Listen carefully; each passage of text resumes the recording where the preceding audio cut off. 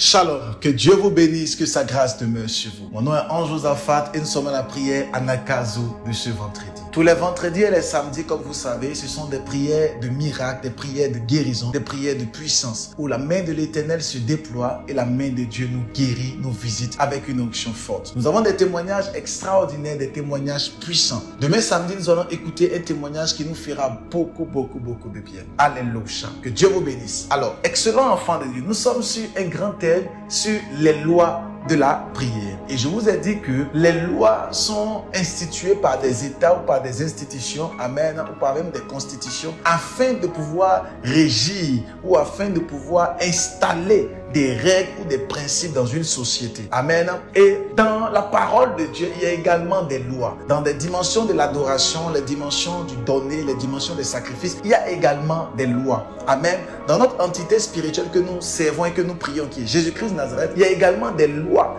Dans sa personne, il y a également des lois dans ce qu'il fait. Alléluia. Et j'aimerais parler sur les lois, et nous sommes en train de parler depuis plus de 3 jours sur les lois de la prière. Et aujourd'hui, j'aimerais enseigner sur une loi très fondamentale que beaucoup de personnes ignorent et beaucoup de personnes vilipendent. Cette loi-là est une loi qui est beaucoup rejetée par ceux qui bâtissent. Cette loi est une loi qui est beaucoup rejetée par les héros de la foi, par les anciens dans les églises. Cette loi est une loi qui est beaucoup rejetée. Pourquoi? Parce que d'aucuns disent que lorsque tu rentres dans la présence de Dieu, tu n'as pas besoin de pouvoir faire des heures et des heures. Juste quelques minutes, juste quelques secondes te permettent simplement de pouvoir atteindre pleinement la destinée que Dieu a prévue pour toi. Mais j'aimerais dire, excellent enfant de Dieu, que cette loi que j'aimerais vous dire ce matin est une loi très importante et très fondamentale. Cette loi te permettra de pouvoir accéder à une dimension surnaturelle. Je parle tout simplement de ce qu'on appelle la loi de la durée. La loi de la durée. Dans la prière, il y a une loi qu'on appelle la loi de la durée. Excellent enfant de Dieu, tu ne peux pas entrer dans la maison de Dieu. Tu ne peux pas entrer dans la présence de Dieu sans passer du temps avec Dieu. Nous avons parlé hier de la loi de l'acharnement. Mais aujourd'hui, j'aimerais parler de la loi de la durée. La loi de la durée. Regardez, vous voulez prendre un train depuis Paris-Montparnasse et arriver dans une ville qu'on appelle la ville de Brest. Imaginez-vous, vous voulez prendre un train depuis la gare de Lyon et arriver dans la ville de Lyon. Supposons. Et pendant que vous devez prendre ce train, on vous dit simplement que ce train-là, de la gare de Lyon à Paris jusqu'à Lyon, la ville de Lyon, c'est peut-être 2 heures de temps. Supposons que vous voulez quitter la ville de Bangui et vous voulez arriver au niveau de la ville d'Abidjan. Et on vous dit que en train, ça vous fait exactement 16 heures. Alors, imaginez-vous simplement que la personne achète son ticket et qu'elle entre dans ce train de Bangui jusqu'à Abidjan. Et lorsqu'elle est en train de prendre ce train, simplement, elle fait juste 2 minutes et elle descend. Pensez-vous vraiment qu'elle sera arrivée à Abidjan en 2 minutes, malgré qu'elle est montée dans le train? Imaginez-vous une seule seconde, quelqu'un qui prend son véhicule et commence à faire un trajet. Et il dit qu'il quitte depuis Londres et il va précisément au niveau de Manchester. Et supposons que de Londres à Manchester, ça fait exactement 5 heures de route. Et il monte dans son véhicule et il fait simplement 10 minutes de route et il descend, il dit qu'il est arrivé. Excellent enfant de Dieu. Voilà comment beaucoup de personnes se comportent dans la prière.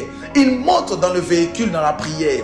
Et pendant qu'ils sont en train de conduire la prière, ils font simplement 2 minutes et ils se disent, waouh, je suis arrivé là où je partais et j'aurai l'exaucement. Laissez-moi vous dire, excellent enfant de Dieu, vous ne serez point exaucé. Parce que vous n'avez pas passé du temps dans la présence de Dieu. L'une des lois très importantes de la prière, c'est la loi de la durée. Regardez. La Bible dit dans le livre de Matthieu chapitre 26, à partir de son verset 36, la Bible dit, toutefois, non pas ce que je veux, mais ce que tu veux. Il revint vers les disciples, qu'il trouva endormis, et il dit à Pierre, vous n'avez pas pu veiller, vous n'avez pas pu rester éveillé 1 seule heure avec moi. Restez vigilants et priez pour ne pas céder à la tentation. Jésus-Christ parle à ses disciples et Jésus-Christ leur fait comprendre que vous n'avez pas pu veiller 1 seule heure avec moi. Jésus-Christ n'a pas dit vous n'avez pas pu prier. Parce qu'effectivement les disciples avaient prié. Mais les disciples n'avaient pas veillé 1 seule heure avec Jésus. Donc le fait que Jésus-Christ se plaigne, il ne se plaint pas vis-à-vis de la prière. Mais il se plaint vis-à-vis de la durée de la prière. Excellent enfant de Dieu, vous devez comprendre qu'avec Dieu, il est important de passer du temps dans la présence de Dieu. Il y a un temps où tu peux passer 10 minutes, 15 minutes, 30 minutes, mais pour des combats et pour des résultats résultats extraordinaires, tu as besoin de passer du temps avec Dieu. Tu ne peux pas espérer entrer dans les signes, dans les miracles, entrer dans les dimensions que tu recherches et passer un temps de prière de 10 minutes par jour. Ce n'est juste pas possible. Tu ne pourras pas éclore. La loi de la prière, c'est aussi la loi de la durée. Jésus-Christ gronde ses disciples. Il a dit, mais ce n'est juste pas possible. Vous n'avez pas pu veiller une seule heure avec moi. Il n'a pas parlé à Pierre en lui disant, tu n'as pas pu prier. Parce qu'effectivement, les disciples avaient prié. Lorsque vous allez lire la parole, vous allez vous rendre compte que les disciples avaient prié. Mais le problème de Jésus, ce n'est pas qu'il n'avait pas prié. Le problème, c'est que Jésus-Christ n'était pas content, il était mécontent du fait qu'il n'avait pas prié au moins une seule heure. Donc j'imagine que les disciples avaient prié simplement 10 minutes et ils s'étaient endormis. Ils avaient prié juste 5 minutes et ils s'étaient endormis. Pourquoi Jésus-Christ était mécontent? Parce que simplement, quand vous lisez le texte, la Bible dit, il est dit au dernier paragraphe, vous n'avez pas pu veiller une seule heure avec moi, restez vigilant et priez pour ne pas céder à la tentation. Donc, Jésus-Christ se rend compte qu'il y a un combat qu'on appelle le combat de la tentation. Et parce que le combat de la tentation arrive, il y a un niveau de prière qu'il faut avoir. Pour le combat de la tentation, Christ dit, il y a un niveau de prière qu'il faut avoir, c'est au moins 1 heure dans la présence de Dieu. Donc, Jésus-Christ ne les a pas grondés parce qu'ils avaient prié. Non, Jésus-Christ les avait grondés parce qu'ils n'ont pas passé du temps dans la prière. Pourquoi? Parce que simplement, il y avait une tentation qui arrivait. Et à cause de cette tentation, il y a un niveau, il y a un package de prière qu'ils devaient avoir.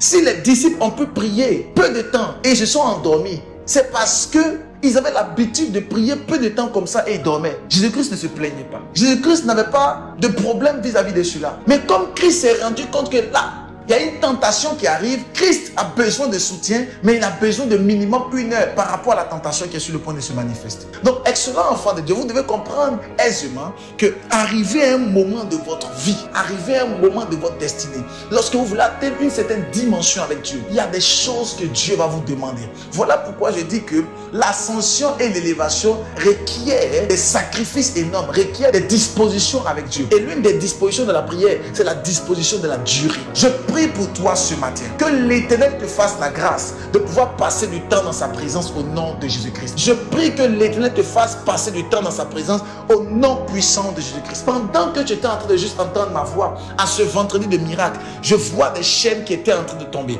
Je voyais des chaînes qui tombaient. Je voyais des chaînes de limitation. Je voyais des chaînes tomber. Et la maladie était en train d'être dissipée dans ton corps. La maladie était simplement en train d'être dissipée de ton corps par la puissance du nom de Jésus-Christ.